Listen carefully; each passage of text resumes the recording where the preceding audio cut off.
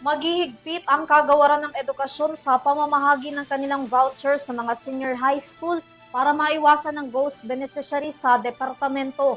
Bahagi pa rin ito sa pag-iingat ng pondo ng DepEd para maiwasan ng korupsyon, kasunod na rin ang pagpirma ng Pangulo sa 2026 General Appropriations Act o GAA.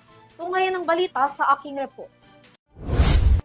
Sa pagpasok ng taon, kasabay ng pagkakaapruba ng General Appropriations Act o GAA kasama na ang sa budget ng Department of Education o DepEd ngayong 2026, nanindigan ang ahensya na mas pagtitibayin pa nila ang sistema sa pagbibigay ng senior high school voucher para hindi na maulit pa ang ilang mga ghost beneficiaries na programa na nadiskubre kasabay ng mga maanumalyang flood control projects.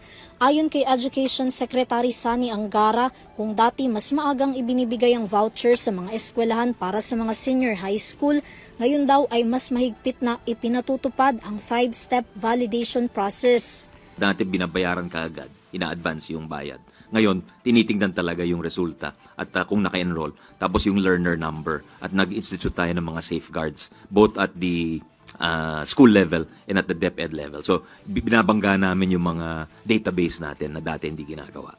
Batay sa pagtatala ng kagawaran ng edukasyon, aabot sa mahigit 37.58 million pesos ang halagang sangkot sa mga ghost beneficiaries ng SHS voucher program. 7 kaso na ang kanilang naihain na kasalukuyan ngayong dumadaan sa pag-iimbestiga na nakahanda na rin para sa prosekusyon. 4 sa mga kasong naisampa na ng DepEd ay laban sa 3 mga paaralan na natukoy na may guni-guning estudyante na kabilang sa programa na tumatanggap umano ng voucher. Samantala habang nagkakaroon ng cross-checking sa school submissions ng mga learners at mapatunayan na may inconsistency sa record na hindi tuloy-tuloy sa paggamit ng voucher, maaaring itong matanggal sa kanila. Para sa EuroTV News, Vanessa Cleofas, sumasaludo sa bawat Pilipino.